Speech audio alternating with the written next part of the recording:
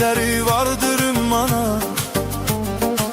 Ay kız senin gözlerinin şunesi düşüp her yana. Ay kız senin gözlerinin sevda dolu bakışı var, gönüllere akışı var, sevinç keder yağışı var. Ay kız senin gözlerinin.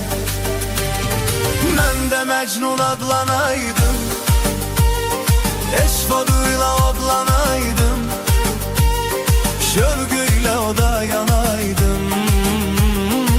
Ay kız senin gözlerinin.